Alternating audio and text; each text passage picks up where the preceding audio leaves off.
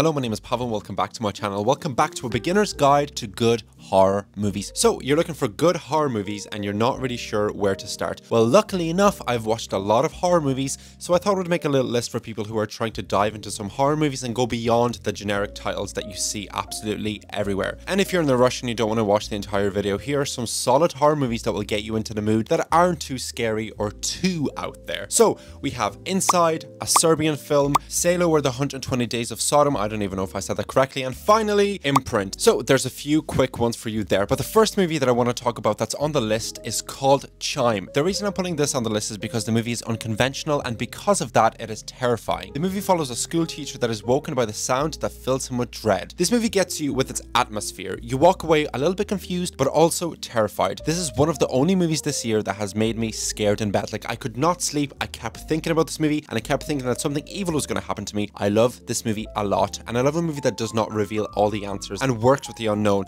and that's what a good horror movie is to me, and this is exactly what this movie is. And also, this movie is only 45 minutes long, so it is absolutely perfect. Go in with an open mind and enjoy the process. Next, Longlegs. I know like every single person in the world is talking about this movie, but I feel like it would be crazy not to mention this movie. But not only Longlegs. Let's make it a double bill with The Black Coat's Daughter, also directed by Oz Perkins, which is an incredibly underrated movie that I feel like not enough people are talking about. But anyway, Longlegs. This movie just gets it in every single way, from the performances to the marketing to the suspense. Everything just works so well. The basic story of this movie is that it follows an FBI agent who uncovers a series of occult clues that she must solve to end his terrifying killing spree. And I know that doesn't sound scary, but it's how the story is told. Oz Perkins just knows how to tell a haunting story so well. So many things are great about this movie. The acting, the build-up, and obviously the incredible performance from Nicolas Cage. Boy, he is so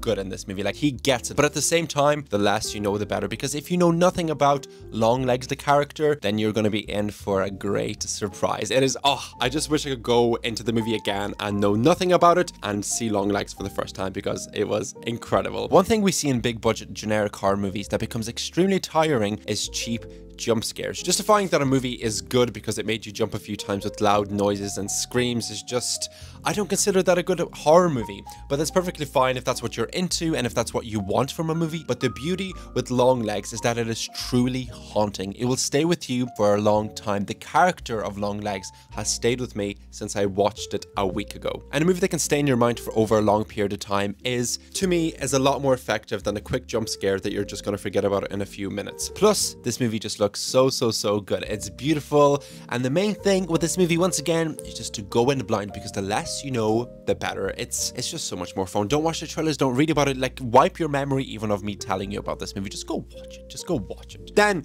watch it before or after. We have The Black Coat's Daughter. I love this movie so much. The plot follows two girls that must battle a mysterious evil force when they get left behind at their boarding school over winter break. And again, I know how basic that sounds, but trust me when I say this man knows how to craft a haunting film. This movie is slow, and honestly, it lost me for a little while, but the slow storytelling is paid off by the end, and it makes it all worth it. The movie exemplifies style over substance. The grey color palette and the dreary snow contributes significantly to the atmosphere, and the soundtrack is so good, perfectly complementing specific scenes and building tension. And even if you're not going to listen to the soundtrack outside the film, just while you're watching it, it adds so much. It is so good. It's a solid slow burn horror movie. It's not perfect, especially because of its minimalistic storytelling, but it's definitely worth watching. Now, another rapid round. Here are 5 more horror movies that I feel like you should watch. We have Sleep Tight, The Descent, A Tale of Two Sisters, Audition, and Creep.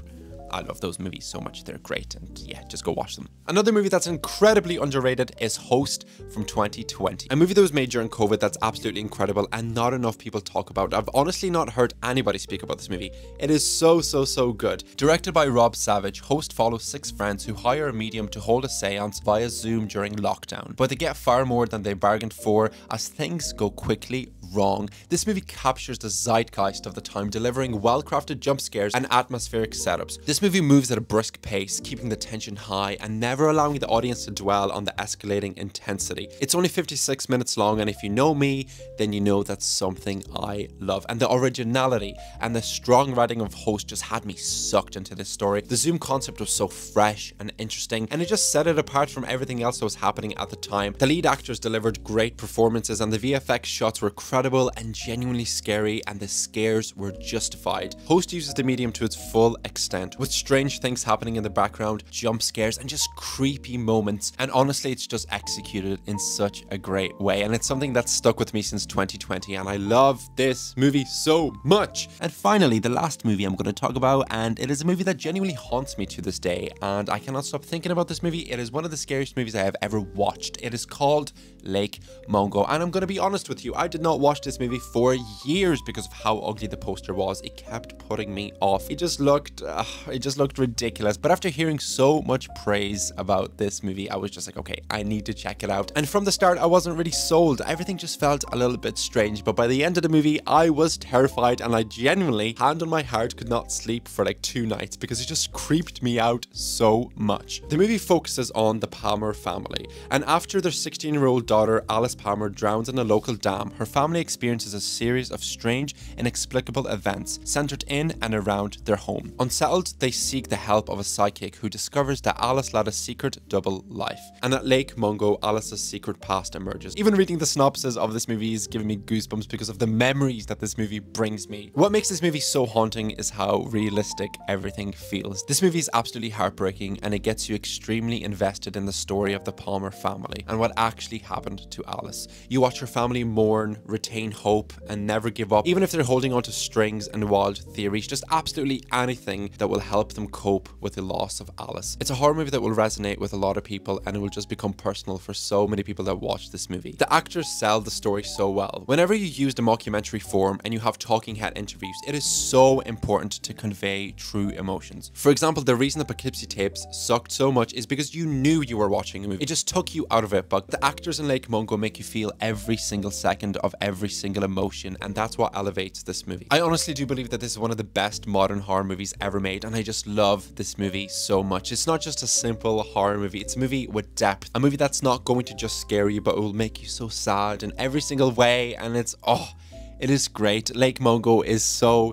incredible. I actually want to just go rewatch it now. Like, I love this movie. And before we go, here's a list of 5 more movies I feel like you should watch. 5 more little horror movies. We have Infested, The Sadness, the original Grudge from 2002, Under the Shadow, and finally, Noroi the Curse. Noroi, I don't even know if I'm saying that correctly. And obviously, I've missed so many incredible horror movies in this list. So please let me know what I've missed, and maybe I'll make another video with even more horror movies that I feel like you should watch. But that's everything for now. Thank you so much for watching.